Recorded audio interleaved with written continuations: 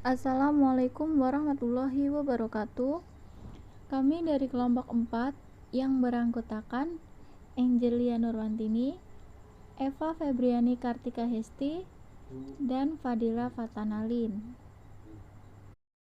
Pada pertemuan keempat kali ini, kita akan membahas tema yang berkaitan tentang ilmu hadis.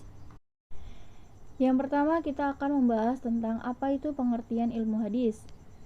Ilmu hadis disebut juga dengan usul al-hadis, mustalah hadis, mustalahi al-as, mustalah al-hadis, yaitu ilmu pengetahuan yang membahas tentang cara-cara persambungan hadis sampai kepada Rasulullah SAW.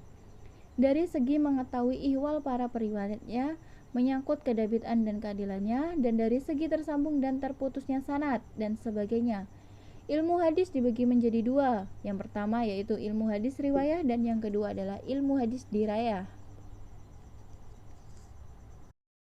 Selanjutnya kita akan membahas tentang apa itu pengertian hadis riwayah. Ilmu hadis riwayah adalah suatu ilmu pengetahuan yang mengkaji tentang segala yang disandarkan kepada Nabi Muhammad SAW, baik berupa perkataan, perbuatan, sifat fisik atau psikis dengan pengkajian yang detail dan terperinci. Di antara kitab yang membahas ilmu hadis riwayah yaitu Kitab Sahih Bukhari Muslim, Sunan Abi Dawud, Sunan An-Nasal, Sunan Ibnu Majah, Muwatta Malik, Musnad Ahmad, dan lain sebagainya. Selanjutnya, pengertian dari hadis dirayah. Ilmu hadis dirayah adalah ilmu pengetahuan untuk mengetahui hakikat periwayatan, syarat-syarat, macam-macam, dan hukum-hukumnya, serta untuk mengetahui keadaan para periwayat hadis dan syarat-syarat mereka serta macam-macam hadis yang mereka riwayatkan dan segala yang berkaitan dengannya. Ruang lingkup hadis riwayah dan dirayah. Yang pertama, ruang lingkup pembahasan ilmu hadis riwayah yaitu tentang apa saja penuturan yang berasal dari Nabi Muhammad SAW. Yang kedua, ruang lingkup pembahasan ilmu hadis dirayah yakni membahas tentang keadaan matan, sanad, dan perawi hadis. Faedah mempelajari ilmu hadis. Yang pertama, dapat meneladani akhlak Nabi Muhammad SAW baik dalam hal ibadah maupun muamalah secara benar. Yang kedua, menjaga dan memelihara hadis Nabi dari segala kesalahan dan penyimpangan. Yang ketiga, menjaga kemurnian syariat Islam dari berbagai penyimpangan. Yang keempat, melaksanakan syariat sesuai dengan sunnah Nabi Muhammad SAW. Yang kelima, dapat mengetahui istilah-istilah yang dipergunakan para ulama hadis. Yang keenam, dapat mengetahui periwayatan yang makbul atau diterima dan mardud tertolak.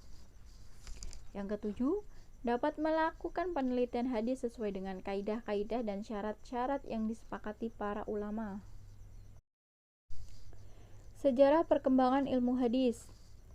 Setelah terjadi kasus pemalsuan terhadap hadis-hadis Nabi, barulah ada gerakan yang signifikan dalam proses penerimaan dan periwayatan hadis. Sejak itulah, perhatian ulama tertuju pada kredibilitas perawi dan peletakan kaidah-kaidah yang dapat dijadikan acuan dalam penerimaan hadis dan penolakannya. Pada awalnya, teori-teori proses penerimaan dan periwayatan hadis serta kredibilitas perawi masih tersisip dalam buku-buku yang belum spesifik, berbaur dengan berbagai makalah seperti yang dilakukan Imam Al-Syafi'i dan lainnya dalam karya-karya mereka. Tidak ditemukan kepastian tahun berapa ilmu hadis lahir, tetapi yang jelas bahwa ilmu ini lahir ketika hadis sudah terkodifikasi dalam abad kedua Hijriah. Dengan demikian, rintisan ilmu hadis terjadi pada abad ketiga Hijriah. Memang seperti pengetahuan tentang kredibilitas perawi sudah ada sejak zaman Rasulullah SAW, tetapi pada saat itu belum menjadi disiplin ilmu yang berdiri sendiri.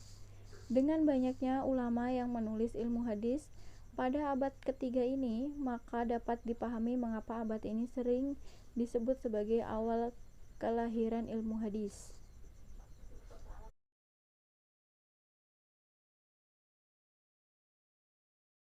Sekian pembahasan dan penjelasan dari kelompok kami yang berkaitan tentang ilmu hadis.